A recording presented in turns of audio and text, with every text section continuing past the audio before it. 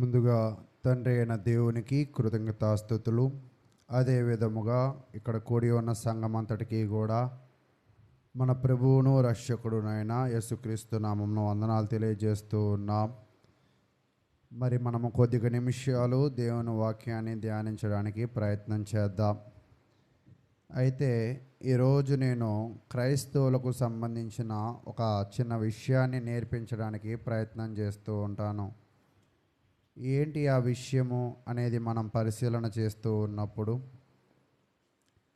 చాలామంది కూడా క్రైస్తవ్యము అంటే ఏమిటి అంటే, ఒకవేళ బొట్టు పెట్టుకోకపోవడం, లేదా గాజులు వేసుకోకపోవడం, లేదా తెల్ల చీర కట్టుకోవడం, ఇలాంటి యొక్క ఆలోచన చాలామంది కూడా కలిగి ఉన్నారు. క్రైస్తవ్యము అంటే సరైన అవగాహన లేని ప్రజలు ఈరోజు ఇంకా కూడా ఉన్నారు. అంటే దేవుని జ్ఞానాన్ని వాళ్ళు ఇంకా సరిగా తెలుసుకోలేదు. తెలుసుకుంటే చాలా బాగుండిద్ది. చాలామంది కుటుంబాలే కానీ, చాలామంది జీవితాలే కానీ పాడైపోవడానికి గల కారణం ఏమిటి అంటే, దేవుని మీద సరిగా అవగాహన లేకపోవడం. ఎప్పుడైతే మనము అవగాహన లేకుండా మన జీవితాలను నడిపిస్తామో ఖచ్చితంగా మనం ఏమవుతామంటే ఫెయిల్ అయిపోయే అవకాశం ఎక్కువగా ఉన్నది అని దేవుని వాక్యం అయితే తెలియజేస్తూ ఉంది. అసలు ఈరోజు క్రైస్తవ్యంలో మనము నేర్చుకోవాల్సిన ముఖ్యమైన భాగము ఏమిటి అంటే, చూడండి, పౌలు గారు ఒక విషయాన్ని తెలియజేస్తూ ఉన్నారు. ఆ విషయాన్ని తెలియజేస్తూ ఉన్నప్పుడు 2వ దశలోనికి రాసిన పత్రిక 1 తిమోతి రాసిన పత్రిక 6వ అధ్యాయం 1 తిమోతి రాసిన పత్రిక 6వ అధ్యాయము 12వ వచనాన్ని మనం చదువుకుందాం. విశ్వాస సంబంధమైన మంచి పోరాడము, నిత్య జీవమును చేపట్టుము. దాన్ని పొందుటకు నీవు పిలువబడి అనేక సాక్షుల ఎదుట మంచి ఒప్పుకొంటివి. ఇక్కడ దేవుడి గ్రంథము ఏం తెలియజేస్తుంది అంటే, యవనస్తుడైన తిమోతికి ఏం చెప్తున్నాడు అంటే, పౌలు గారు విశ్వాస సంబంధమైన మంచి పోరాడము అంటే తిమోతి ఒక్కడికే కాదు, కానీ ప్రతి క్రైస్తవుడు కూడా తన యొక్క జీవితంలో ఏమి కలిగి ఉండాలి అంటే పోరాటమును కలిగి ఉండాలి. అంటే పోరాటము అంటే మనము రోడ్ల మీద పడేదో, ఇళ్ళ దగ్గర పడే పోరాటాలు, గొడవల గురించి ఇక్కడ చెప్పడం లేదు. ఇక్కడ చెప్పబడే పోరాటం ఏమిటి అంటే విశ్వాస సంబంధమైన మంచి పోరాటం. అంటే నీ విశ్వాసాన్ని నిలుపుకోవడానికి, నువ్వు దేవునికి దగ్గరగా రావడానికి, నువ్వు అనుదినము దేవుని మాట ప్రకారంగా జీవించడానికి నువ్వేమి చేయాలంటే పోరాటము అనేది చేయాలి. అంటే ఒకవేళ ఇలా చెప్తే మీకు అర్థం కాకపోవచ్చు. ఉదాహరణగా ఏమిటి అంటే, మనము ఆదివారం ఆరాధనకి వెళ్ళాలి. మరి మనకి అప్పుడే ఏదో ఒక పెళ్ళో ఏదో ఒక ఫంక్షనో పడింది అంటే అక్కడ మనకేమైంది అంటే దేవుని దగ్గరికి వెళ్ళాలా లేదా ఈ కార్యాన్ని చూసుకోవాలా అనే ఒక పోరాటం, ఒక సంఘర్షణ మనలో ఏర్పడింది. అయితే చాలామంది ఏం చేస్తారంటే, ఎప్పుడు వెళ్ళేదే కదా అని చర్చిని విడిచిపెట్టి ఈ వివాహ కార్యక్రమాలకు, ఈ ఫంక్షన్లకు వెళ్తూ ఉంటారు. అయితే అప్పుడు ఆ వ్యక్తి తన ముందున్న పోరాటంలో గెలిచిన వాడవుతాడా, ఓడిపోయిన వాడవుతాడా? ఓడిపోయిన వాడవుతాడు. అంటే ఒక పోరాటము ఎలా పోరాడాలి అంటే దేవుణ్ణి దృష్టిలో పెట్టుకొని మన విశ్వాసాన్ని అభివృద్ధి పరచడానికి మనము అక్కడ ఏ పని అయితే చేయాలో ఆ పనిని మనము చేయాలి.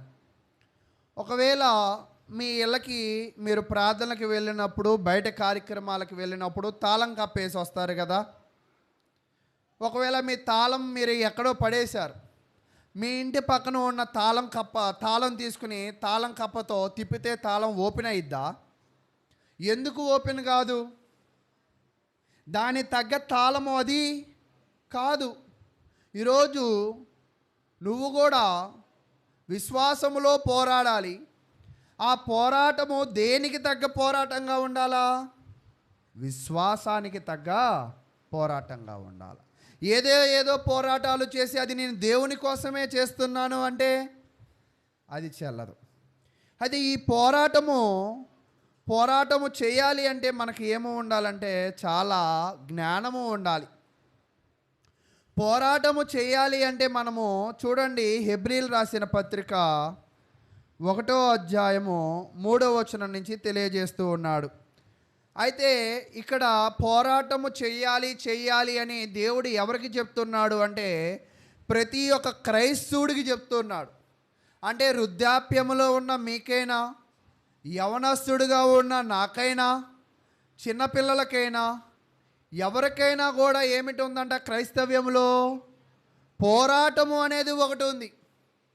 అంటే క్రైస్తవుడిగా జీవించిన ప్రతి ఒక్క వ్యక్తికి కూడా ఏమి ఉన్నది అంటే పోరాటం ఉంది.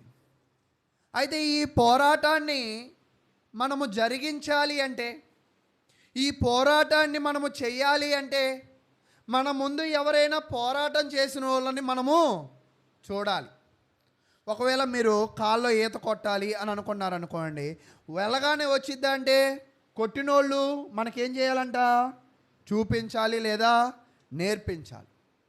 క్రైస్తవులకు దేవుడు ఏం చెప్పాడంటే పోరాడమన్నాడు, మనల్ని పోరాడమన్నాడు. మనకన్నా ముందు ఎవరైనా పోరాడా అంటే చూడండి, అదే చెప్తూ ఉన్నాడు. హెబ్రీలు రాసిన పత్రిక 1వ అధ్యాయము 3వ వచనం.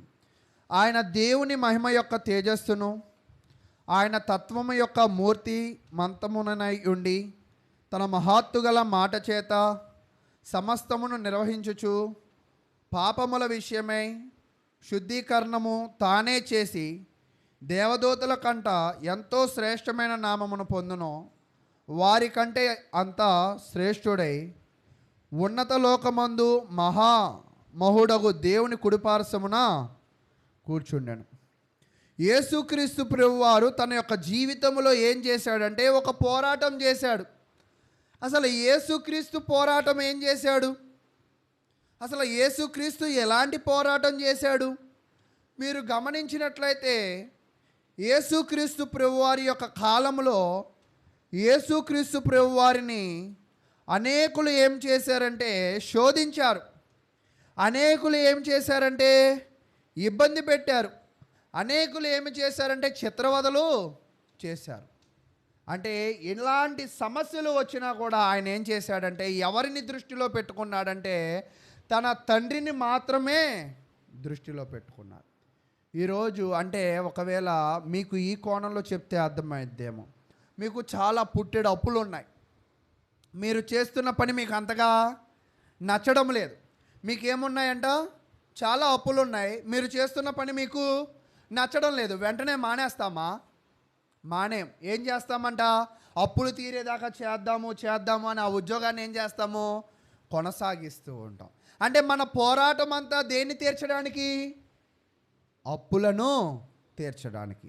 అయితే ఇక్కడ యేసుక్రీస్తు యొక్క పోరాటము దేనికోసం చేశాడంటే తండ్రి అయిన దేవుని కోసము చేశాడు. యేసుక్రీస్తు తన పోరాటము ఎవరి కోసం చేశాడంటే తండ్రి అయిన దేవుని కోసము చేశాడు.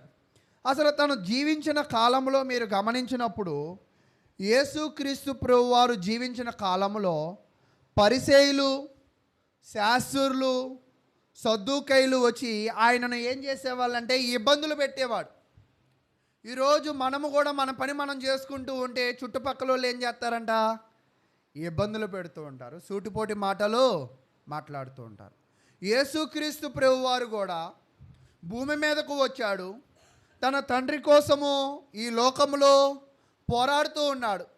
పోరాడుతూ ఉన్నప్పుడు లేదా జీవిస్తూ ఉన్నప్పుడు తనని ఎవరెవరు ఇబ్బంది పెట్టారు అంటే పరిసయ్యులు ఇబ్బంది పెట్టారు, శాస్త్రులు ఇబ్బంది పెట్టారు, తర్వాత సద్దూకయ్యులు ఇబ్బంది పెట్టారు. చివరికి తన జాతి అయిన యూదులు కూడా ఇబ్బంది పెట్టారు. అవును, ఒక్కోసారి మన ఇంటి పక్కనో మన ఊరు చివరోళ్ళు కాదు, మనోళ్ళు కూడా మనల్ని ఏం చేస్తూ ఉంటారంట, ఇబ్బంది పెడుతూ ఉంటారు. అంటే ఈ ఇబ్బందులన్నిటినీ కూడా మనం ఏం చేయాలి, ఎదుర్కోవాలి. యేసుక్రీస్తు జీవించిన కాలంలో ఎలాంటి వాళ్ళు ఇబ్బందులు పెట్టినా, ఎలాంటి వాళ్ళు శ్రమలు ఇచ్చినా ఆయన ఏం చేశాడంటే ఎదుర్కొన్నాడు, ఎదుర్కొని నిలబడ్డాడు. అయితే ఇప్పటిదాకా యేసుక్రీస్తుని ఎవరు ఇబ్బందులు పెట్టారంటే మనుషులు మాత్రమే ఇబ్బంది పెట్టారు. ఇప్పుడు యేసుక్రీస్తుని ఎవరు ఇబ్బంది పెట్టాడంటే మీ అందరికీ తెలుసు, సాతానుడు ఇబ్బంది పెట్టాడు. ఇంతక మనుషులు ఇబ్బంది పెట్టారు, ఇప్పుడు ఒక సాతాను శక్తి ఇబ్బంది పెడుతుంది. యేసుక్రీస్తు బాప్తిసము పొందిన తర్వాత యేసుక్రీస్తు యొక్క పరిచర్యలో సాతానుడు వచ్చాడు. వచ్చి ఆయనను ఇబ్బంది పెడుతూ ఉన్నాడు. ఏమని? నువ్వు శిఖరము నుంచి కిందకి దూకు, నువ్వు రాళ్ళను రొట్టెలుగా చేసుకో, తర్వాత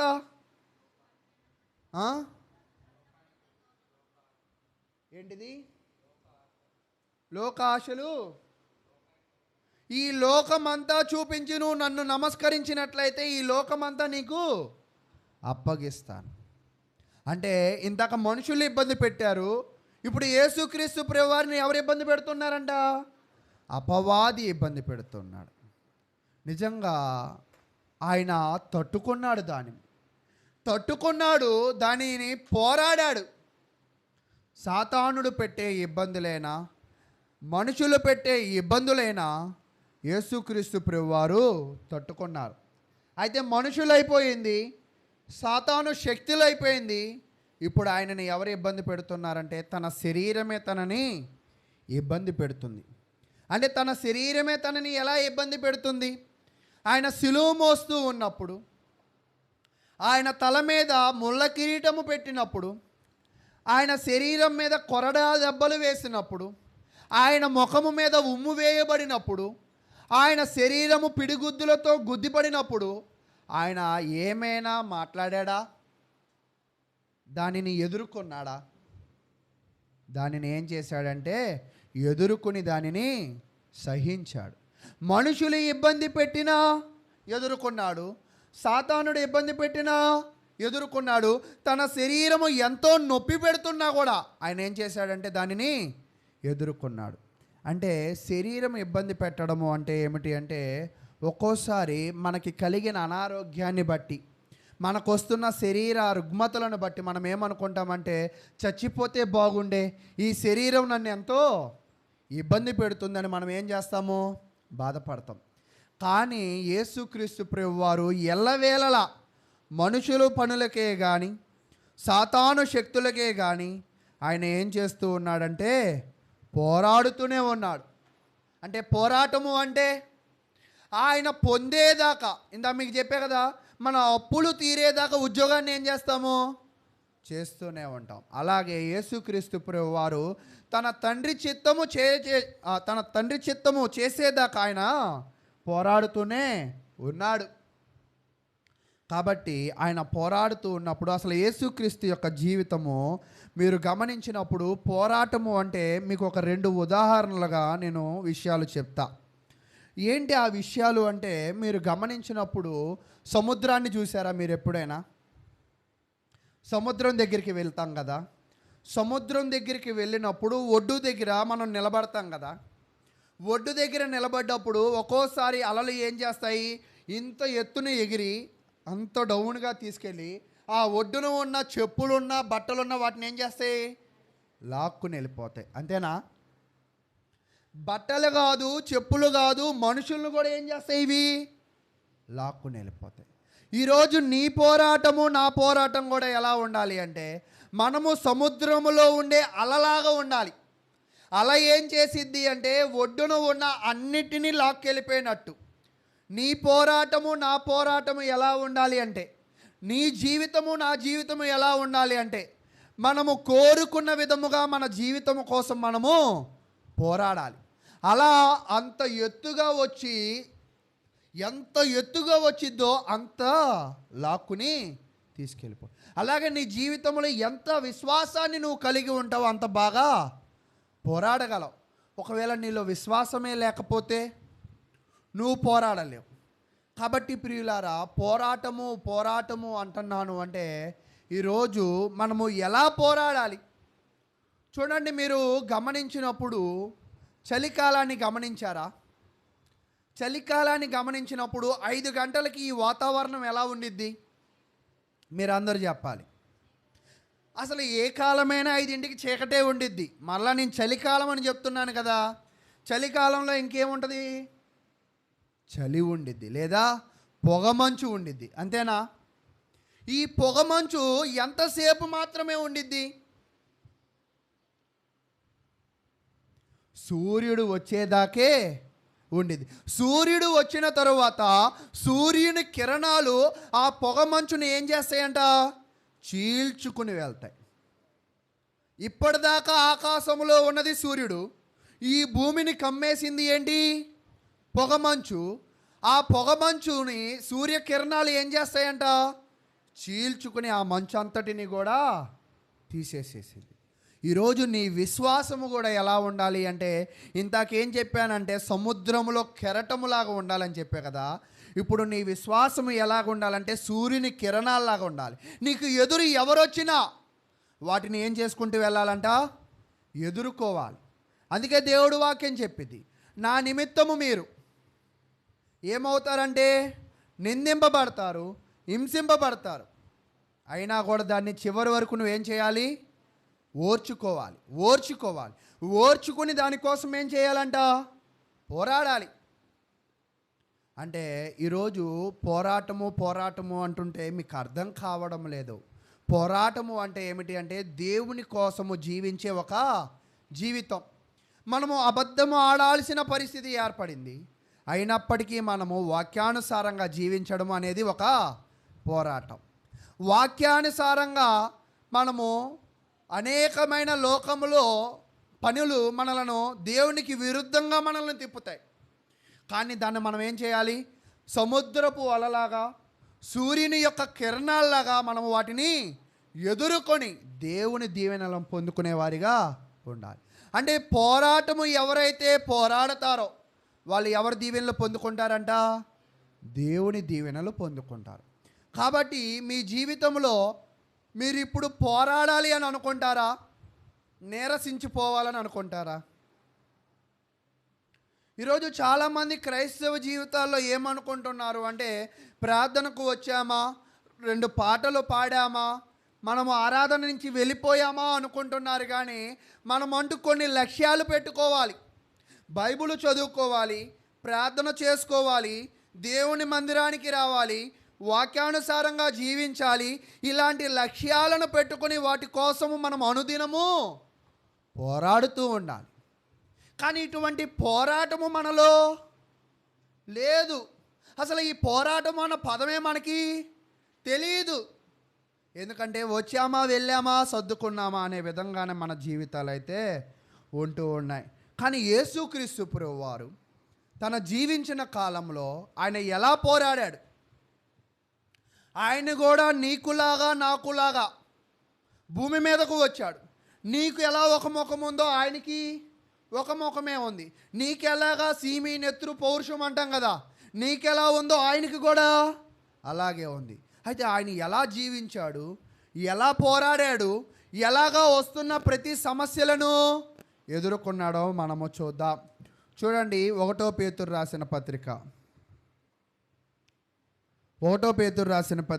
2వ అధ్యాయం 21వ వచనాన్ని మనం పరిశీలన చేద్దాం. 1 పేతురు రాసిన పత్రిక 2వ అధ్యాయము 21వ వచనం. ఇందుకు మీరు పిలువబడితిరి, క్రీస్తు కూడా మీ కొరకు బాధపడి మీరు తన అడుగు జాడల యందు నడుచునట్లు మీకు మాదిరి ఉంచి పోయెను. అంటే యేసుక్రీస్తు ప్రభువారు నీకు నాకు ఏంటంట? ఒక రోల్ మోడల్. అంటే నీ ముందు ఆయన వెళ్ళాడు, నువ్వేం చేయాలంటే ఆయన అడుగు జాడల్లో వెళ్ళాలి.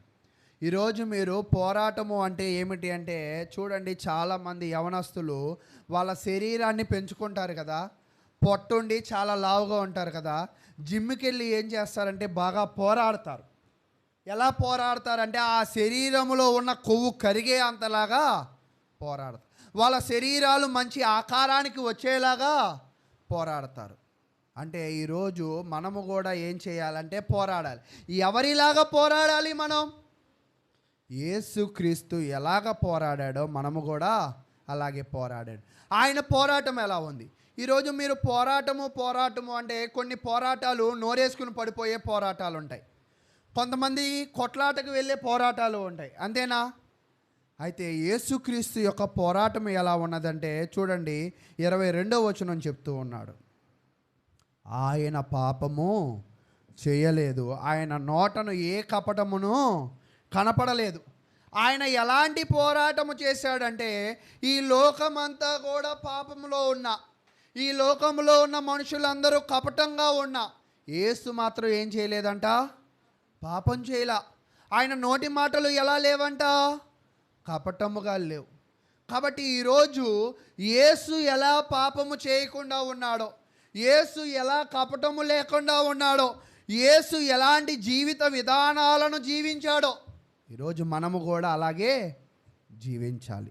అయితే 23వ వచనంలో చెప్తున్నాడు చూడండి, ఆయన దూషింపబడి బదులు దూషింపలేదు, ఆయన శ్రమ పెట్టబడి బెదిరింపక న్యాయముగా తీర్పు తీర్చు దేవునికి తన్ను తాను అప్పగించుకొనెను.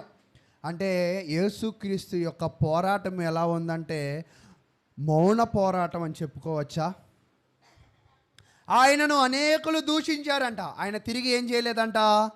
దూషించాల. అనేకులు ఆయనను హింసించారంట, ఆయన తిరిగి ఏం చేయలేదంట? వాళ్ళని బెదిరించలేదంట.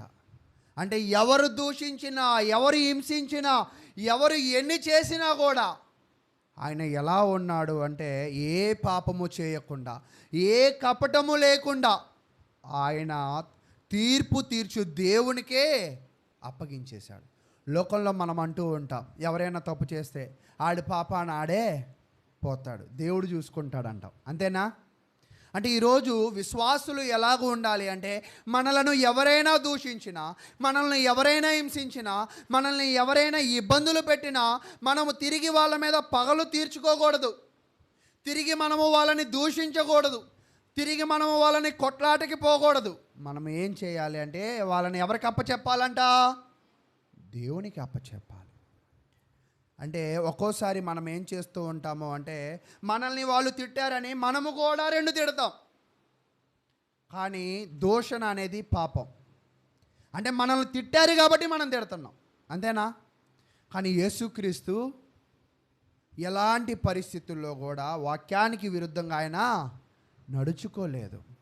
కాబట్టి ప్రియులారా, మీ జీవితంలో మీరు కూడా ఎలాంటి పరిస్థితులు మిమ్మల్ని చుట్టూ కమ్మేసినా మీరు సూర్యకిరణాల వలె, సముద్రపు అలల వలె గొప్ప పోరాటము చేస్తూ యేసుక్రీస్తు వలె మీరు దేవునికి లోబడేవారిగా జీవించాలి.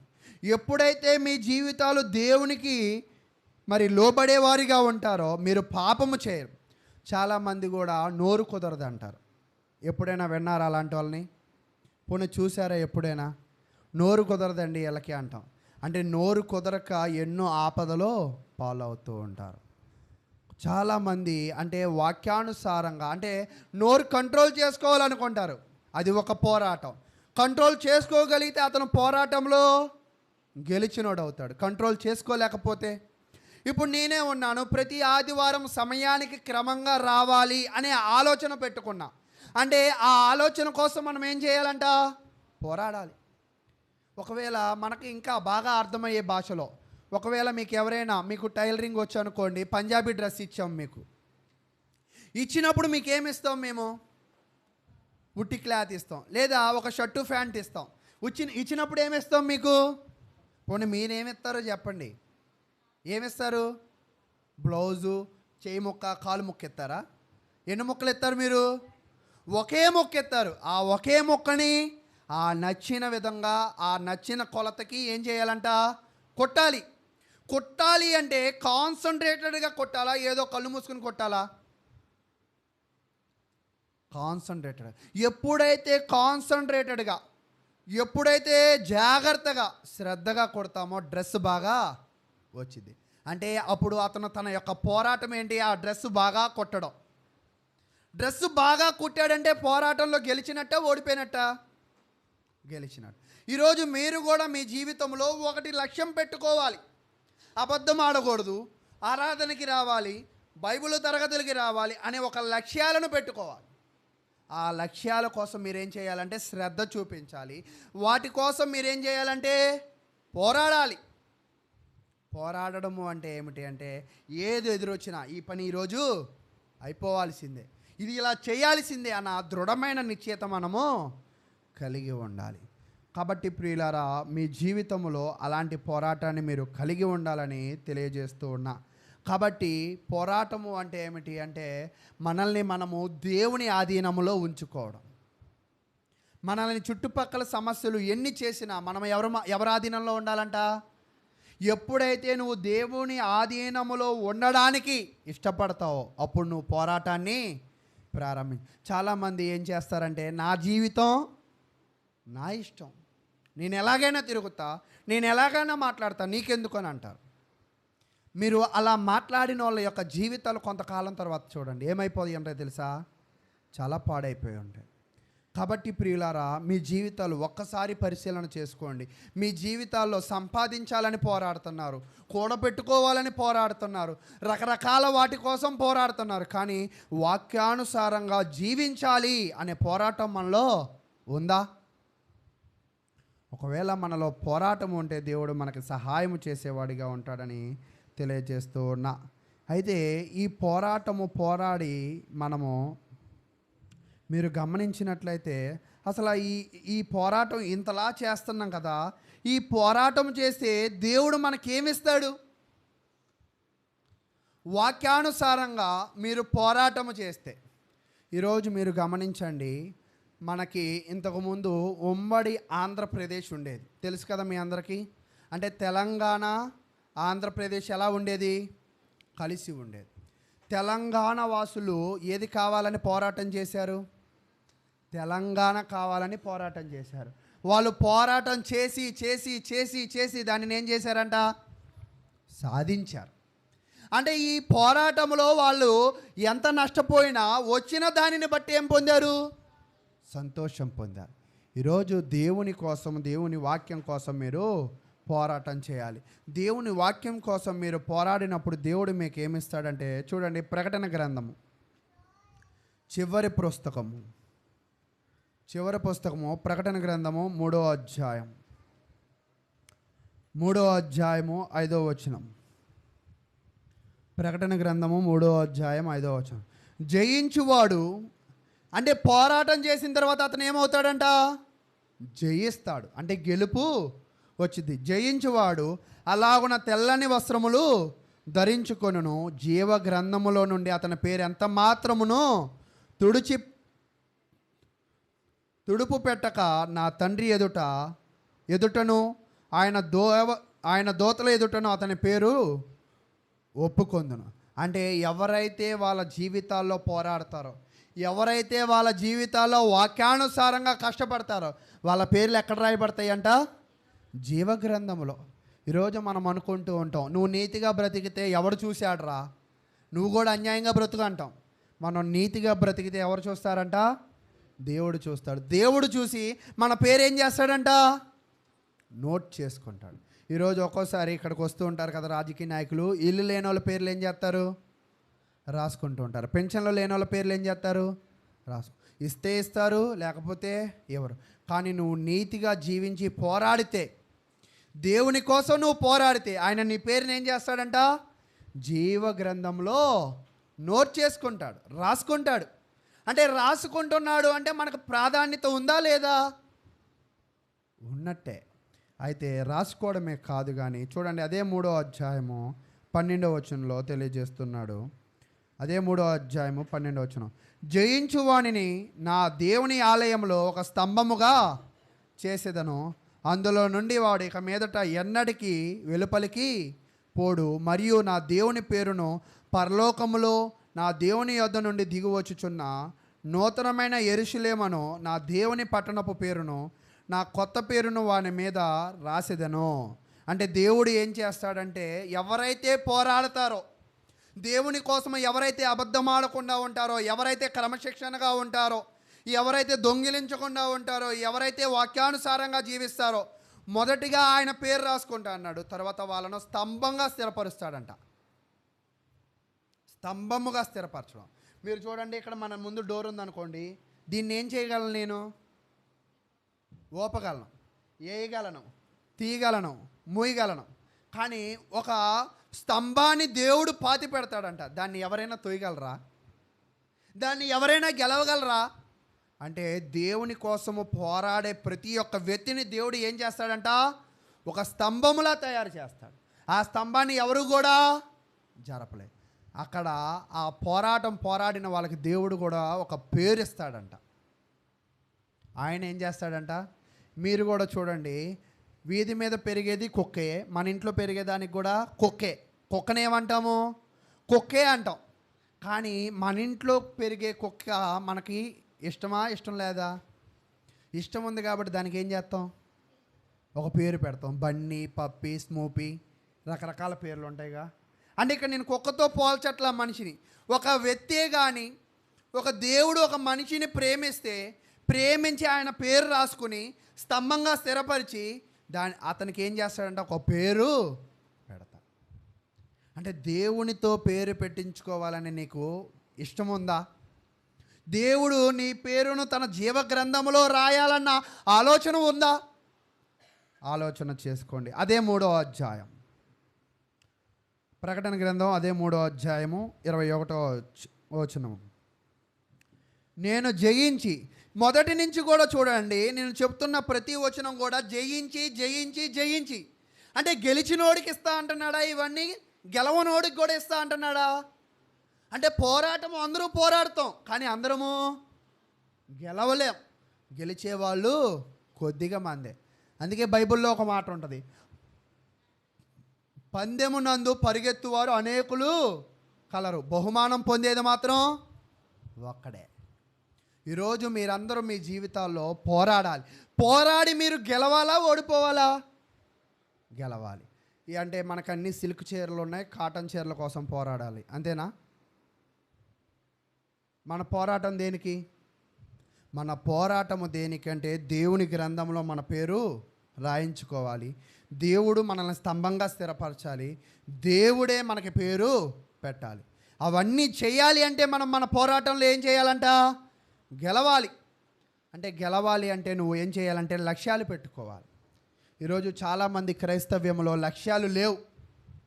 చదవాలనే లక్ష్యం లేదు, ఆరాధనకి రావాలనే లక్ష్యం లేదు, ఆబ్సెంట్ లేకుండా ఉండాలనే లక్ష్యం లేదు, ప్రార్థన చేసుకోవాలనే లక్ష్యం లేదు, బైబిల్ చదవాలనే లక్ష్యం లేదు, అన్ని కూడికలు హాజరవ్వాలనే లక్ష్యం లేదు. లక్ష్యము లేని క్రైస్తవుని దేవుడు ఇష్టపడతాడా, ఇష్టపడడా? అంటే మన జీవితంలో ప్రతి ఒక్క వ్యక్తి ఏం పెట్టుకోవాలంట? లక్ష్యము పెట్టుకోవాలి. మీరు గమనించండి, ఒకళ్ళు లక్ష్యము పెట్టుకుంటే ఆయన ఏం చేయగలడంటే ఆ లక్ష్యాన్ని దగ్గరికి పరిగెత్తగలడు. లక్ష్యమే లేనోడు ఎటు పరిగెడతాడు? ఇప్పుడు ఒకవేళ మీరు గమనించండి, ఒక చిన్న ఉదాహరణ. ఒక ఇద్దరు విద్యార్థులు 10th క్లాస్ అయిపోయింది. ఒక విద్యార్థికి తన తండ్రి ఏం చెప్పాడంటే, లాయర్ అవునన్నా, లాయర్ అవ్వాలి అంటే నువ్వు హెచ్ఈసి తీసుకోవచ్చు, ఎంఈసి తీసుకోవచ్చు, సిఈసి ఏదైనా తీసుకోవచ్చు, తర్వాత బిఏ ఎల్ఎల్బి చేయనా అన్న అని చెప్తాడు. ఓకేనా? ఒక విద్యార్థి. ఆ కొడుకుని గైడ్ చేసేది ఎవరు? తండ్రి. అంతేనా? చెప్పాలి మీరు అందరూ. ఎవరు చెప్తారు? తండ్రి ఎలా చదవాలో చెప్తాడు. అయితే ఇంకొక అతను ఉన్నాడు, అతనికి ఎవరు చెప్పట్లేదు కాబట్టి ఆడు ఏదో గ్రూప్ తీసుకున్నాడు, అది కొంచెం కష్టంగా ఉంది, అది మానేశాడు, ఏదో కొట్లో జ్యూస్ తయారు చేయడానికో లేదా రోడ్డు మీద వ్యాపారానికో వెళ్ళిపోయాడు. వీళ్ళిద్దరి జీవితాల్లో ఉన్న తేడా ఏమిటి?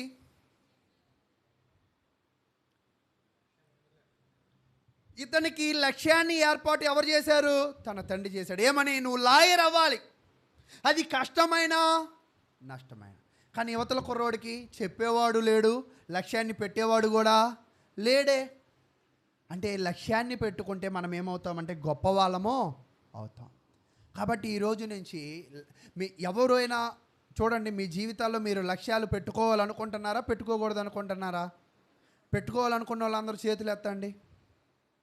మీ జీవితాల్లో మీరు లక్ష్యాలు పెట్టుకోవాలనుకుంటున్నారా, పెట్టుకోకూడదు అనుకుంటున్నారా? పెట్టుకోవాలనుకుంటున్నారా? పెట్టుకొని గెలవాలనుకుంటున్నారా, ఓడిపోవాలనుకుంటున్నారా?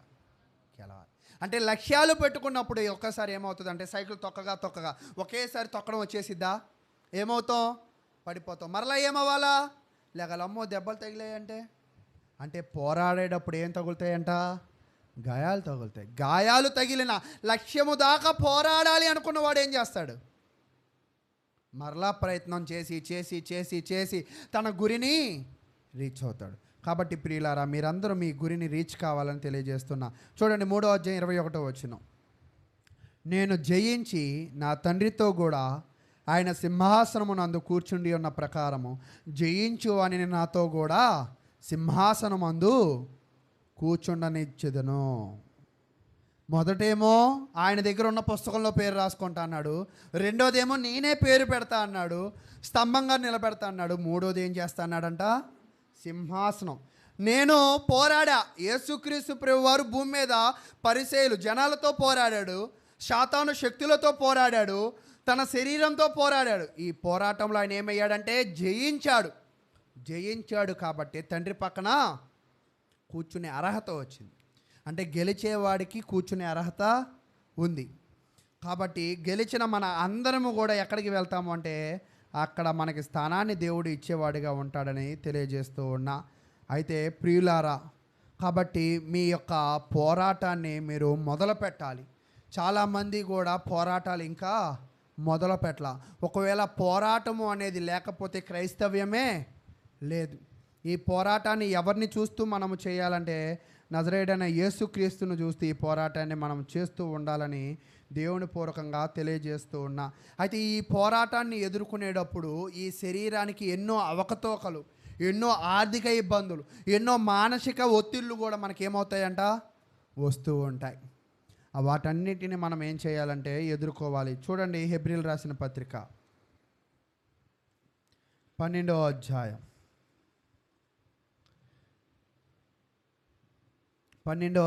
2వ వచనం. హెబ్రీయులు రాసిన పత్రిక 12వ అధ్యాయము 2వ వచనం. మనము కూడా ప్రతి భారమును సులువుగా చిక్కులు పెట్టు పాపమును, అంటే మన మీద చాలా భారాలు ఉన్నాయి. తండ్రి బాధ్యత, తల్లి బాధ్యత, ఎన్నో భారాలు ఉన్నాయి. తర్వాత సులువుగా చిక్కులు పెట్టు పాపాలు. ఈ భారాలను, ఈ పాపాలను మనం ఏం చేయాలంట? విడిచిపెట్టి విశ్వాసమునకు కర్తయు దానిని కొనసాగించువాడునైన యేసు వైపు చూచుచు. ఈరోజు మనం ఏం చేయాలంట? ఒక్కోసారి ప్రార్థనకు వచ్చేటప్పుడే పిల్లోడు క్యారేజీ కట్టాలని గుర్తొచ్చింది. దాన్ని మనం ఏం చేయాలి? పక్కన పెట్టాలి. అప్పుడే మనకి ఇష్టమైనది ఏదో ఎవరో తెచ్చారు, దాన్ని మనం ఏం చేయాలి? పక్కన పెట్టాలి. అంటే దేవుని కార్యక్రమాల్లో కానీ, వాక్యానుసారంగా జీవించేటప్పుడే కానీ ఏవైనా వచ్చినా వాటన్నిటిని మనం ఏం చేయాలంట? పక్కన పెట్టేసి విశ్వాసమునకు కర్త. ఎవరు వెళ్ళారు? యేసుక్రీస్తు వెళ్ళాడు కదా, ఆయన గెలిచాడు కదా. గెలిచి ఎక్కడ కూర్చున్నాడు? తండ్రి సింహాసనం పక్కన. ఆయన చూస్తూ ఉండాలి నువ్వు. ఆయన ఎలా వెళ్ళాడు, ఆయన ఎలా కూర్చున్నాడు, ఆయన ఎలా గెలిచాడు, ఆయన్నే నువ్వు చూస్తూ ఉండి అలా వెళ్ళాలి. తర్వాత మన ఎదుట ఉంచబడిన పందెపులో ఓపికగా పరిగెత్తుదాం. అంటే మనము పోరాటము చేయాలంటే ఎలా పోరాటం చేయాలంట?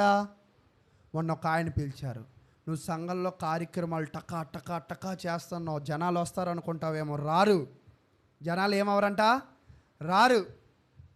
కానీ విశ్వాసంగా ఉన్నట్టు ఉంటారు, కానీ విశ్వాసంగా ఉండరు. కానీ నువ్వేం చేయాలంటే బాగా ఓపిక పట్టు. మీరు చూడండి, ఒక వేటగాడు ఒక జంతువుని వేటాడేటప్పుడు అదరాబదరా వెళ్ళి వేటాడుకుని తెచ్చేస్తాడా? ఒక రాజు యుద్ధానికి వెళ్ళినప్పుడు 2 నిమిషాల్లో యుద్ధాన్ని ముగించుకొచ్చేస్తాడా? ఒక జాలరి చేప పట్టినప్పుడు వెంటనే చేపలు పడతాయా? పడేదాకా ఏం చేస్తారంట? ఓపిక. అంటే మన పోరాటాలు కూడా ఎలా ఉండాలంటే గెలిచేదాకా ఉండాలి. తర్వాత ఆయన తన ఎదుట ఉంచబడిన ఆనందము కొరకై, అంటే పోరాడితే గెలుస్తాం, పోరాటం ఓపికగా చేస్తే గెలుస్తాం. అంతేనా? గెలిచిన తర్వాత జీవితం ఎలా ఉండిద్ది? ఆనందంగా ఉండిద్ది. అంటే గెలిచిన తర్వాత వచ్చే ఆనందం కోసం ఇప్పుడు ఏం చేయాలో తెలుసా? అవమానాలను నిర్లక్ష్య పెట్టి, అవమానాలను తట్టుకోవాలి. పోరాడుతున్నప్పుడు అనేకమైన అవమానాలు వస్తూ ఉంటాయి. నేను కూడా కారు మెకానిక్గా పనిచేస్తున్నప్పుడు నాకు మంచి జీతం వచ్చేది. కారు మెకానిక్గా పనిచేస్తున్నప్పుడు మంచి జీతం వస్తే నేను వెంటనే ఒక థెరపిస్ట్గా, కేరళ థెరపిస్ట్గా ఆ ట్రీట్మెంట్ నేర్చుకుంటున్నా.